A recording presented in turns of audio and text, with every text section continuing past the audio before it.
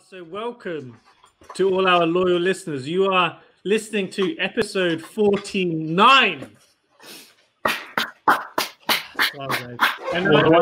I know I clap after every episode, but 49, that means we're one away from a huge milestone. Half a century. So it's been one more week. Coronavirus is still here. But I think in the last episode, what we had discussed is how coronavirus or 5G. That's a different episode. Different episode. We're only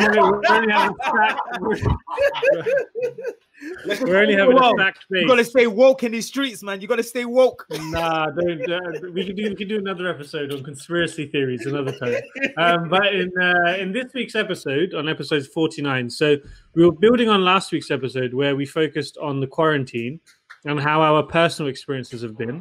But now we want it to be a bit more forward-looking and use this as an opportunity to imagine, okay, 6, 9, 12 months from now, with everything that we see that's happening, what type of changes will this lead to? So this could also be not only behavioral, but also economically, the way that we work. And will we ever get back to life as we had before Corona time? So before getting into the episode, just do a quick check-in with everyone. How are you all doing so far? Same as last week. Same as last week? Daniel, sounds like you got the exact same cough as last week. and the same shirt. Yeah, it's called a washing machine. We're doing. You know what?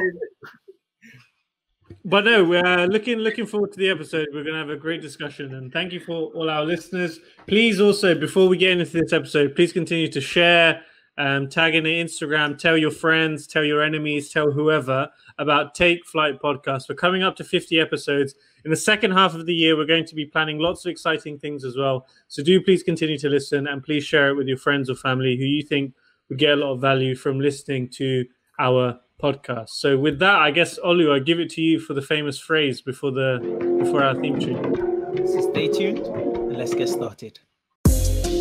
Take off, take flight with you. For we never fly, but we're flying. Right, guys. So which month are we in now? We're in April, right? So if we fast forward and we imagine it's December 2020, right? People are probably looking back at this year thinking, what the F was this year? And they're probably excited about moving into 2021. But what does life look like when we're just about to start the new year? And I think what I wanted to do with this is just to share probably one stat that I read, and I heard about it in other podcasts I listened to. So I think what they're estimating is the economic impact from coronavirus is going to be quite significant. And just focusing on the US market alone, they've had estimates, and I think this was in a Goldman Sachs report and some other studies, that they have estimates that at some point in this year, the US could have anything from 30 to 40 million people unemployed. And I think in the last month where they've actually just released reports of the last week, that number's already up to 10 million. Now, with that, there was also some estimates that the GDP impact in the US, there could be a reduction in Q2 of around, I think, 60 to 70% reduction in their GDP, which is a sizable amount. And for our listeners who want to understand what GDP means, if you imagine in a year, a GDP is basically like the sales revenue of a country. So it's how much they're generating in terms of output. So if you can imagine, if you have a whole quarter, which is 3 months, and you see a 60 to 70% reduction in the output that you're delivering, that's a significant impact. And I think the US is like generating 14 to 15 trillion a year. So a quarter is very sizable. So having those two information points in mind, the unemployment potential and then the loss of output, what does life look like for us as we go into 2021? What do we think? What are the changes we see? High, for sure. Still, you think it's still going to be high? Yeah, and it's going to increase, right? I think a lot of people, a lot of people have, or a lot of companies are going to have to figure out ways to stay alive, right? Mm-hmm. And the only way you can do that is reducing your cost. So I think at this precise moment, the government is trying to help in terms of bailouts and try to reduce unemployment with stuff like furloughs and stuff that their initiatives and schemes that they've introduced. But as soon as all of that passes, unfortunately, there's going to be a large amount of restructuring in companies to reduce their cost structure. I think this period has also shown companies what are some of the critical activities they need to do and what are not so critical activities they need to do. Because during a crisis, you focus on what do you need to do to run your business as a bare minimum. And there's so many other things that are nice to have. So you're seeing a lot of spend with contractors, third parties being cut down. Restructuring and people is going to be the next thing, which is why during this period of time, you need to be looking at how do you reduce your cost as an individual. So you're outgoing, how much you're spending as an individual, and how do you save, right? How do you save so you have that 6-month buffer in case you do find yourself being, and we've talked about on a previous episode about restructuring. But yeah, I see there's going to be a period of time where there's going to be a large amount of unemployment and restructuring.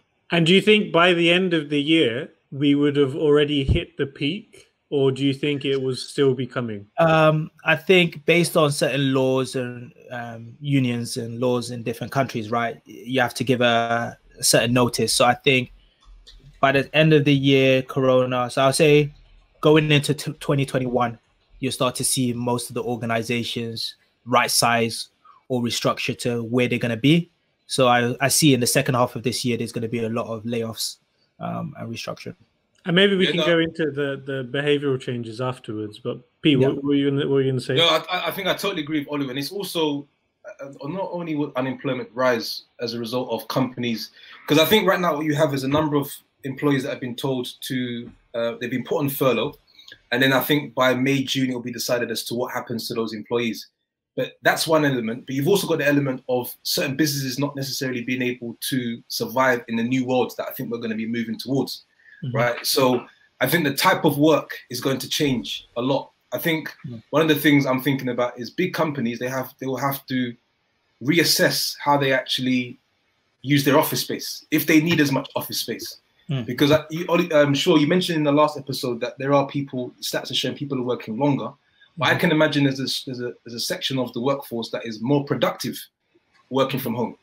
Right. So home-based businesses, maybe there's more of an outsourcing model. You're an internal, but you're working from home 4 days a week.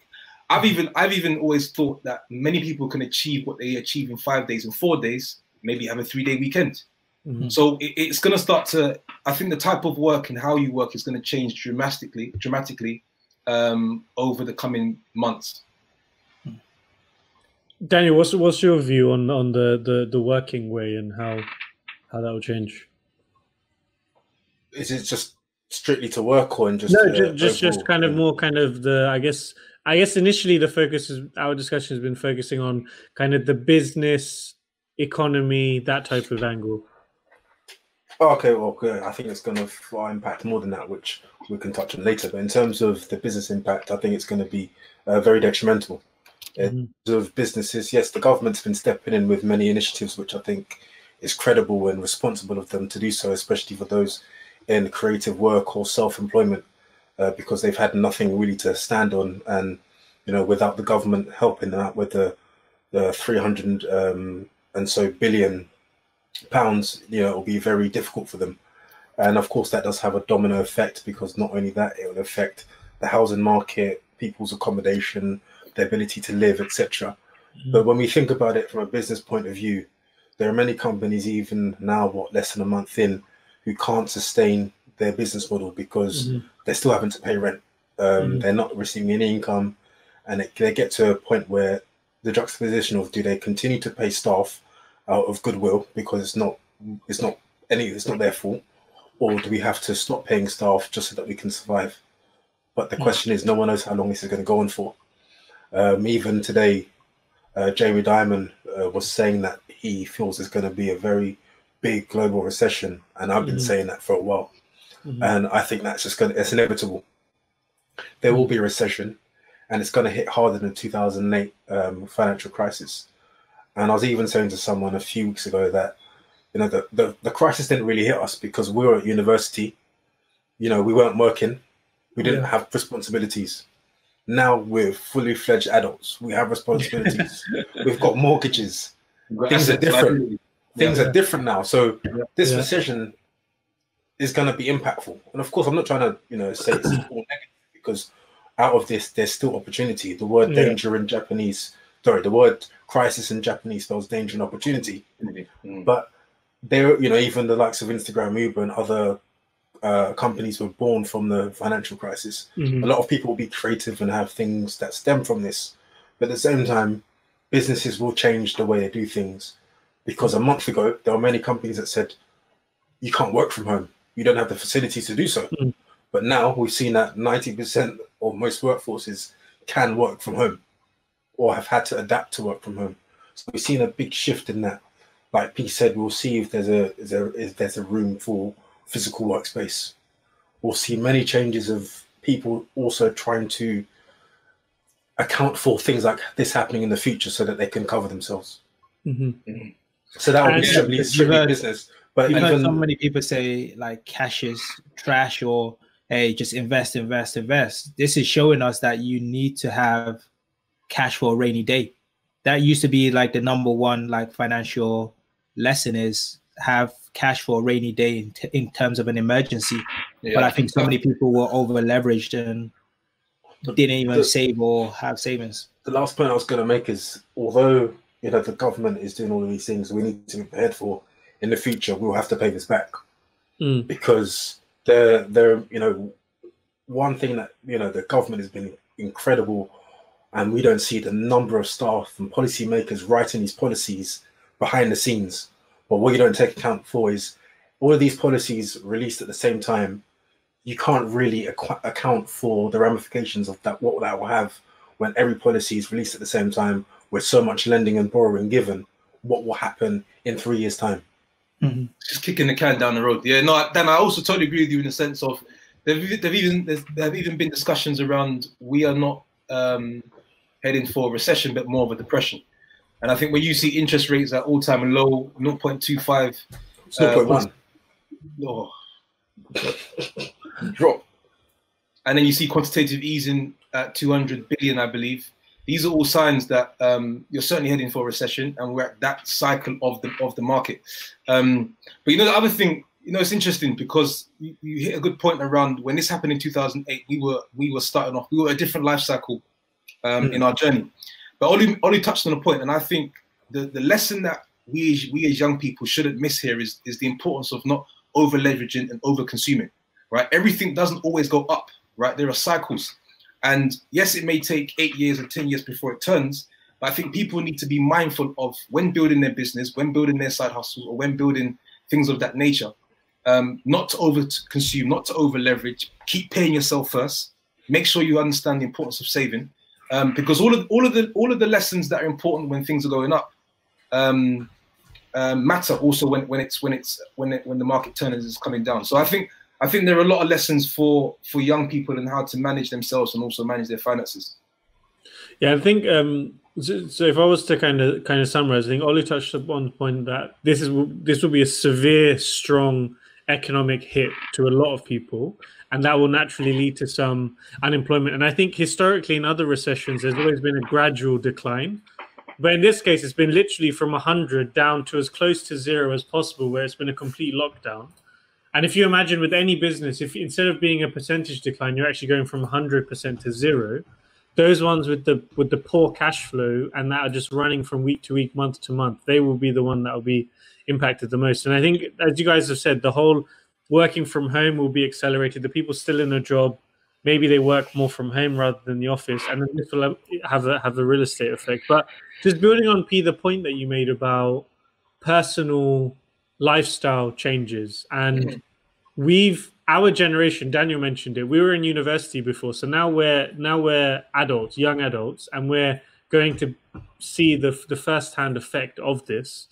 What do you think will change in our behavior? Because probably for the last 10 years, our generation has always seen upside, has always seen funding, has always seen lending available, all the positives.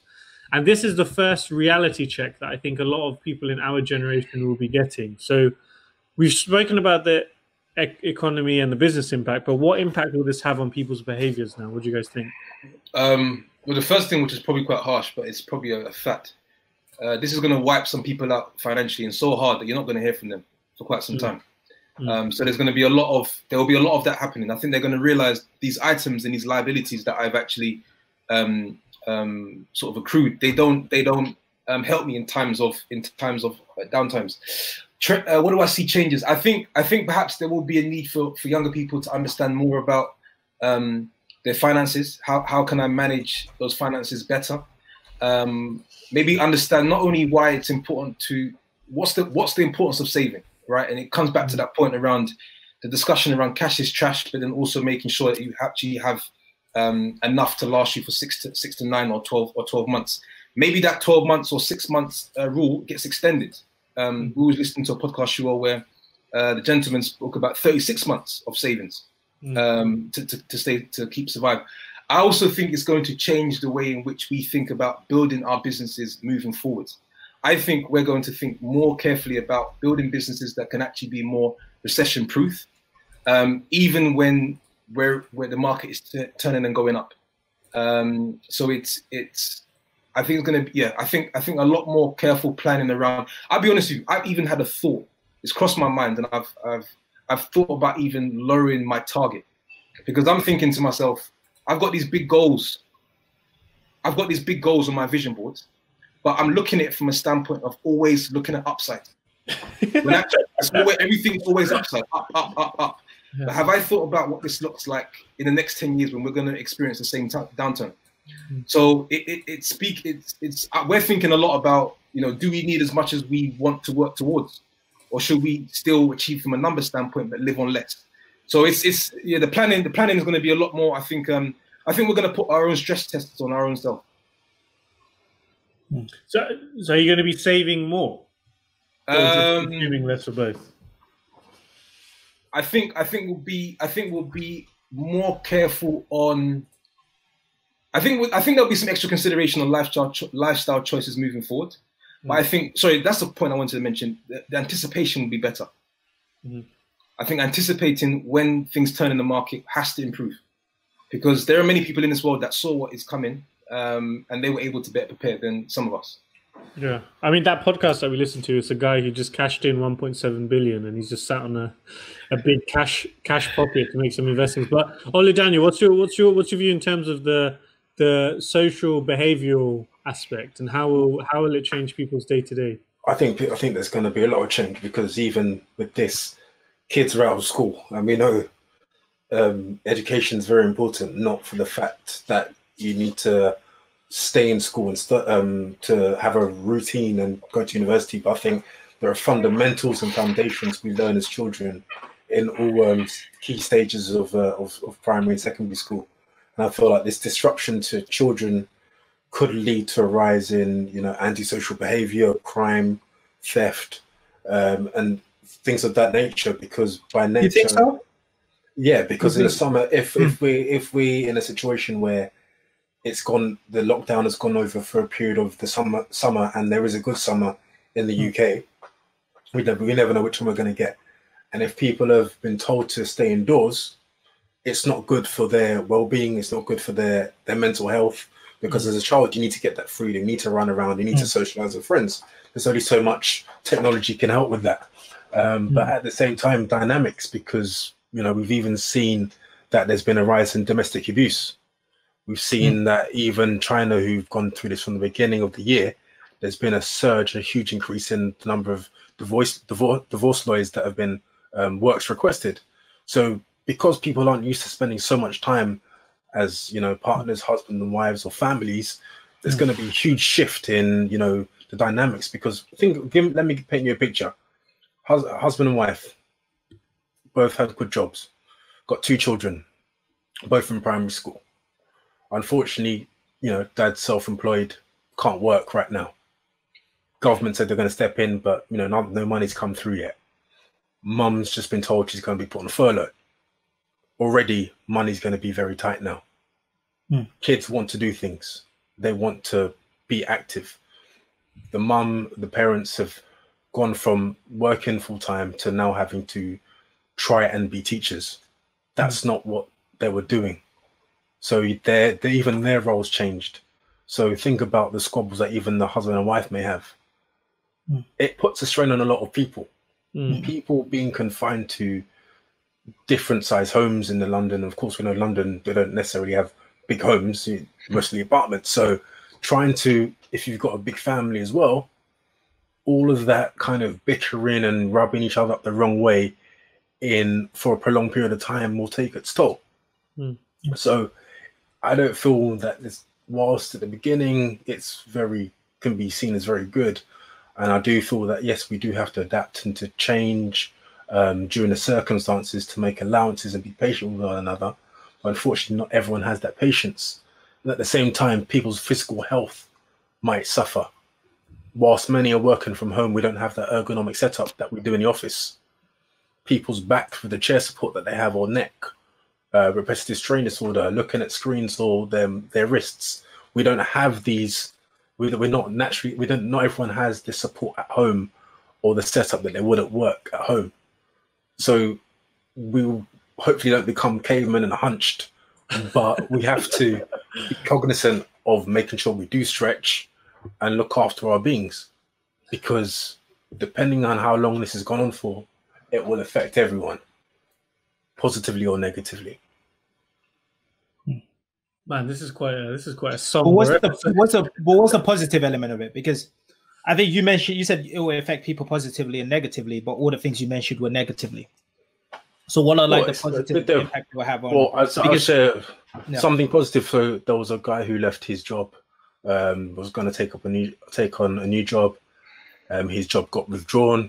Job offer got withdrawn, and he said, okay, he could go home and mope about it, but he went up and took a part-time job at Sainsbury's. And he's helping those in the community. And when I say a job, he was a proper professional earning a good salary. Like, he wasn't a small boy.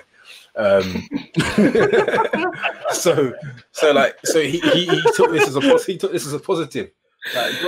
Even when you say that, right? That was still negative. That was still negative. No, I'm saying sorry. I'm saying that because he took a post and took a negative situation and made it a positive.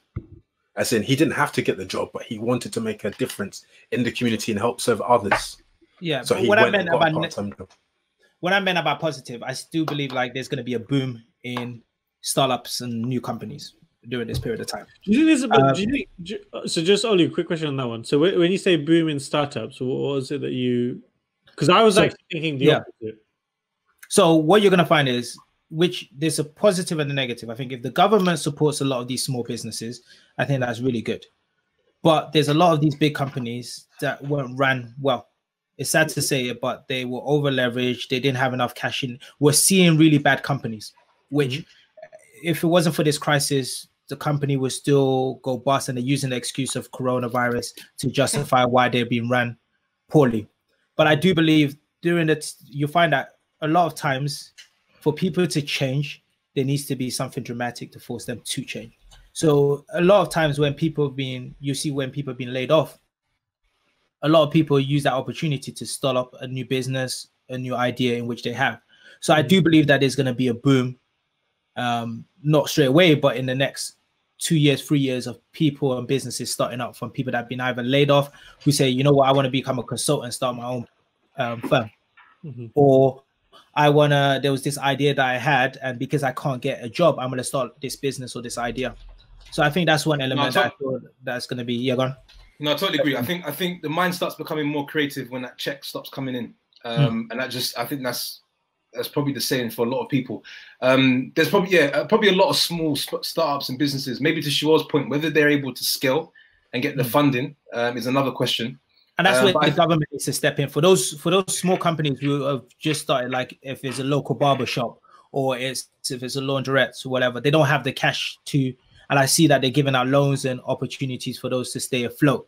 I think they should focus more on those small businesses than the big businesses who some of them have been they haven't been responsible. Second element, which I think is going to also be a benefit, is the amount of time kids are spending with their family and parents, I think there's a positive element of that, where when kids have to go back to school, you're going to see so many children say, wait, I remember that 1 month, 2 months where I got to see my parents.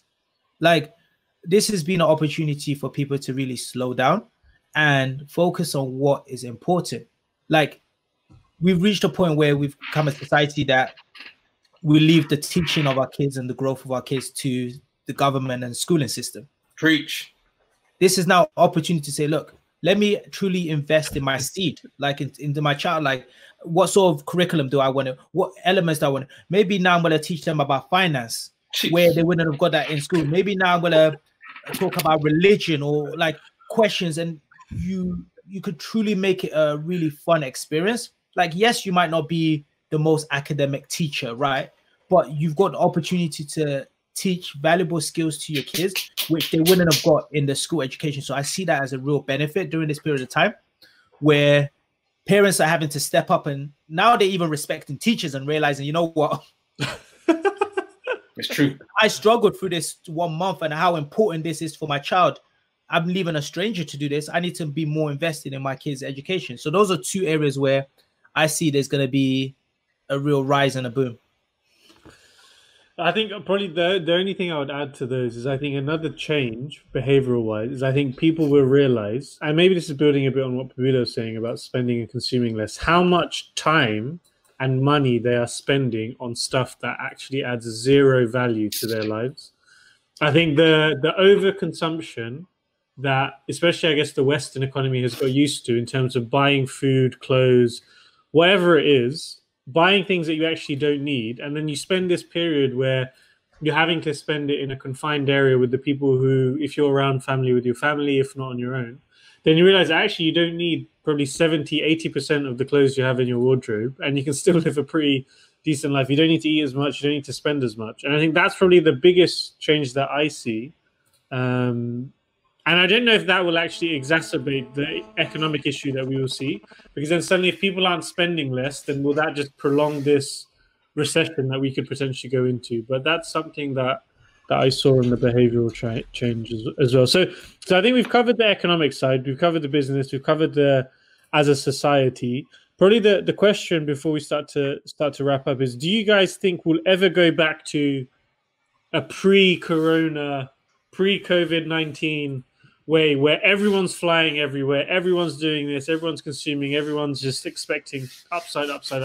Yeah, will we ever get back to that, and when? I think, let's say 80% of the world will get back to that. I think there'll be a 20% or a small fraction of people that will actually decide to change their lifestyles forever. Bearing in mind, there are actually quite a lot of people that were living like this before. They didn't touch door handles, they never shook people's hands, and they always washed their hands. So there were some people living these practices already. But I personally, and we're seeing this also in the UK, unfortunately, there's a lot of fickle people out there, and I don't think everybody. It's one of those ones where if you haven't contracted it, you don't think it was serious, you don't think it was actually real, and so once you get let back out, you're going to continue the exact same way, because also what we're talking about is that personal change, and changing as a person is very difficult to do, right? We don't really change that much as an individuals. So I see a handful of people of the world making changes, taking the opportunities that are there in business and also in finance and personal lives. But then for the most part, people, Heathrow is going to be full up. Well, do you reckon that will already be by the end of the year, or what?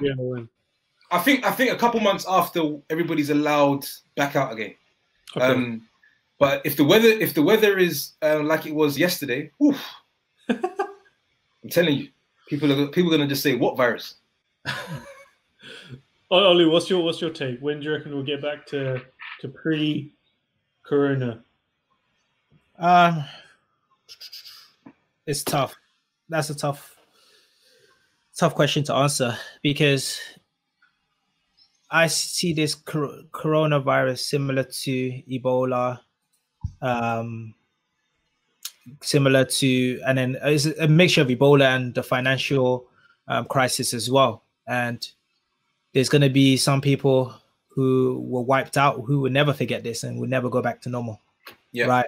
If depending on the impact to you, depends how you react or how long it'll take you to recover. Mhm. Some people will be wiped out financially and they will never get to the same place in terms of mentally, not even financially, but they'll always walk on edge. They won't make certain investments. They'll take a more, yeah. Real quick, just quick one, and I think I was thinking of putting this on my personal page. Real quick, just to people to understand, maybe from a financial standpoint. Let's take Santander, for example, because it's a Spanish bank. So if that bank was to go under, it's unlikely to be bailed out by the UK government.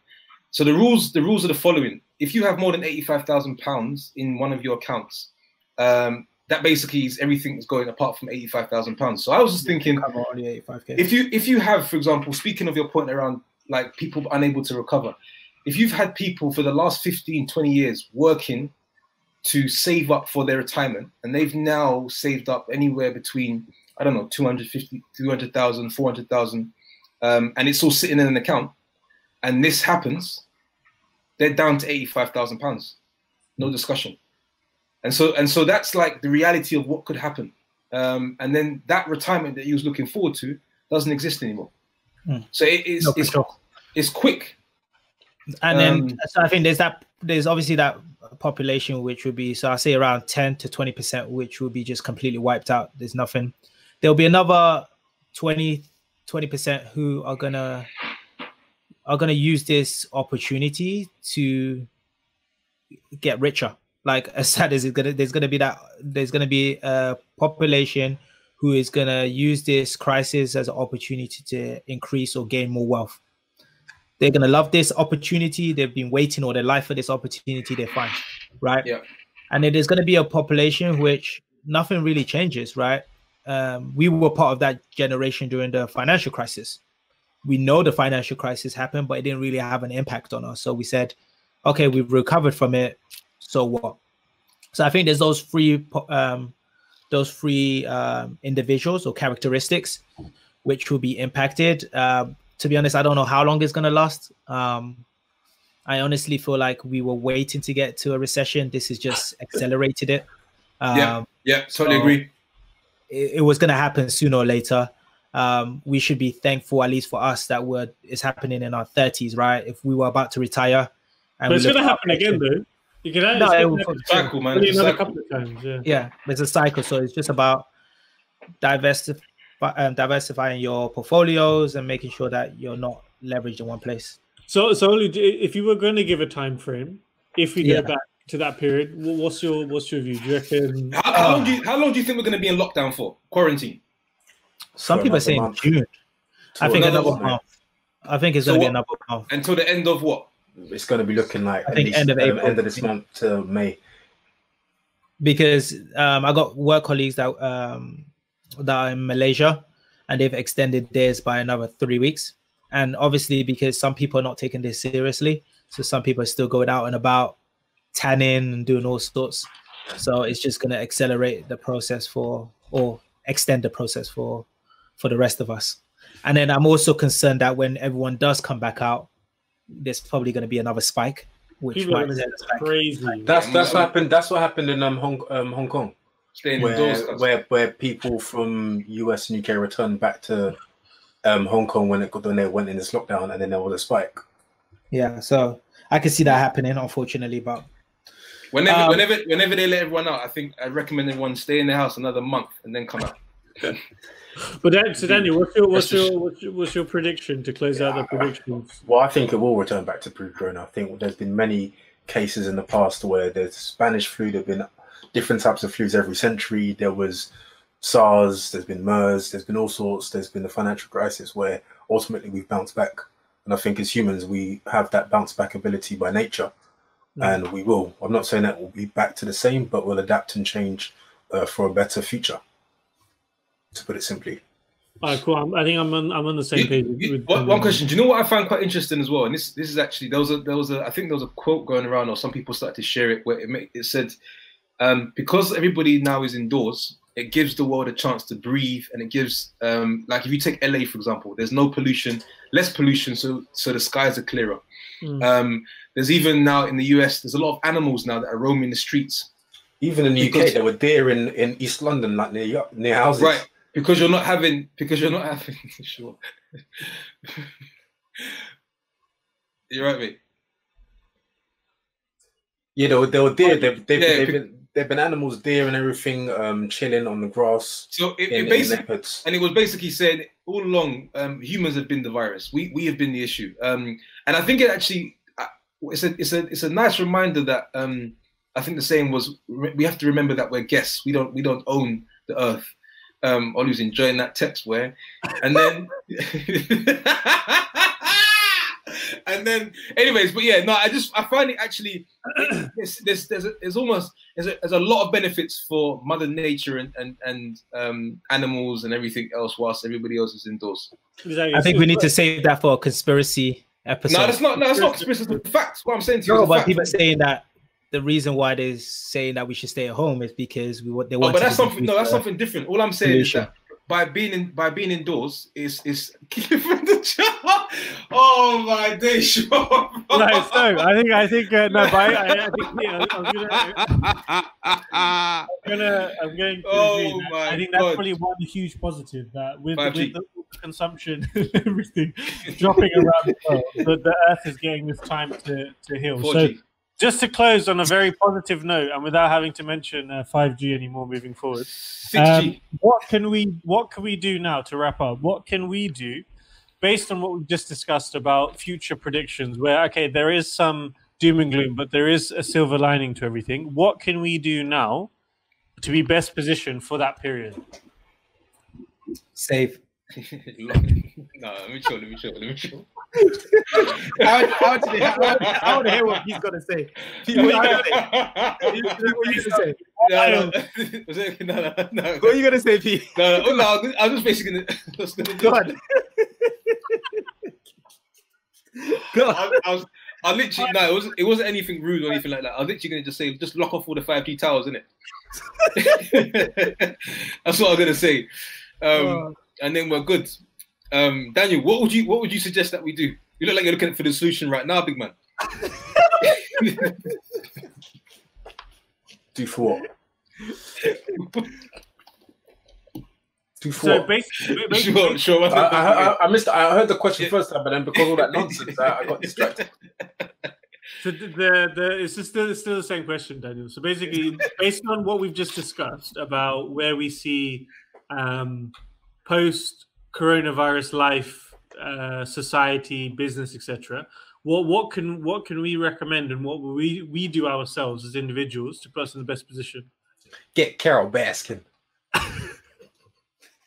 So apart from that, just get Carol Baskin. We all know that she killed her husband. By get Carol Baskin. Have you guys all watched that, by the way? Yes. Man,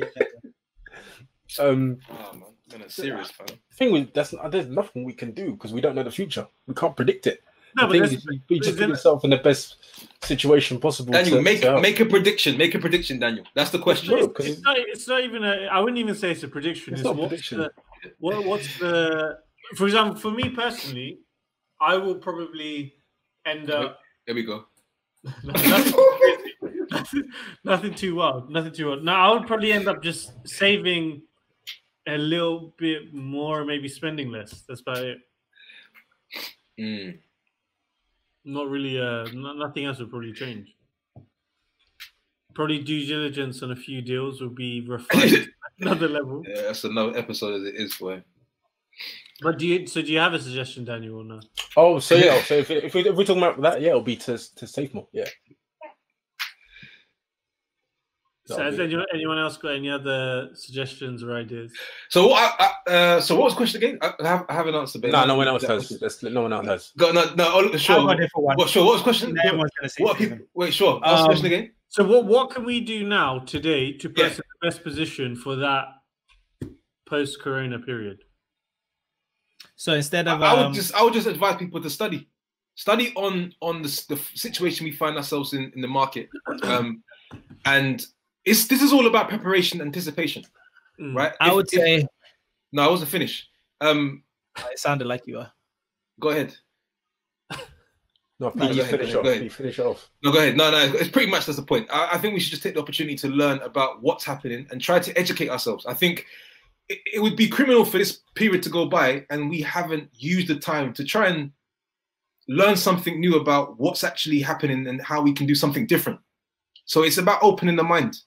And it'll be quite sad for those that still have a closed mind and just can't wait till the doors to be open to go and do the exact same thing again, right? Or to behave in the same manner. So that's kind of is what I would say for people to keep in mind or think about. Go ahead, Oli.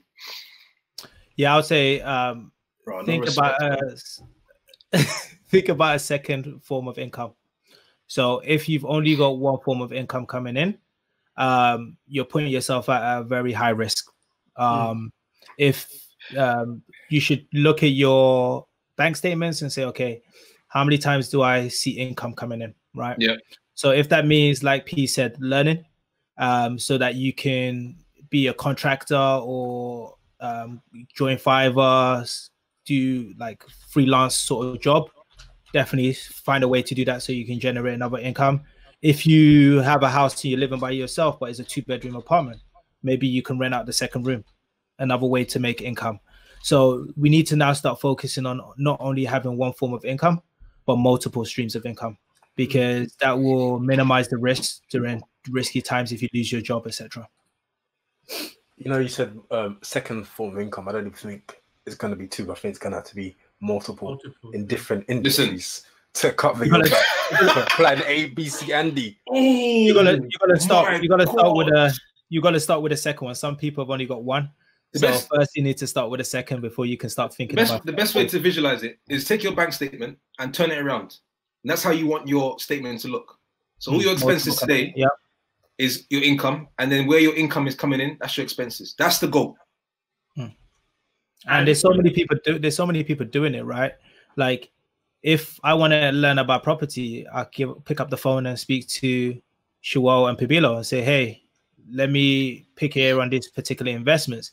If I want to talk about learning new skills to potentially be a freelancer, I pick up the phone and call Daniel. Hey, I see you taking all these pictures, cameras. How do I learn these skills so that I can be a freelancer? There's so many experts and people already doing it. We need to become students again. So reach out to your friends, your networks, and leverage.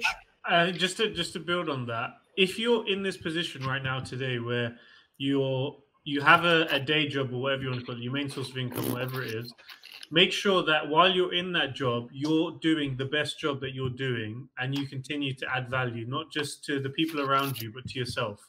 Because if things do turn south and you lose your job, and we've spoken about this in an episode before, having that extra additional source of income or multiple will help. But just make sure that you're bringing value to the job that you're doing today, and adding the most you can. Because if in this situation, when other people are losing their jobs, you can really step up and show them the value that you are providing as an individual and as a team player, then that will actually turn into a bigger opportunity for you. And then you could get bigger responsibilities and everything else that goes with it. That's true.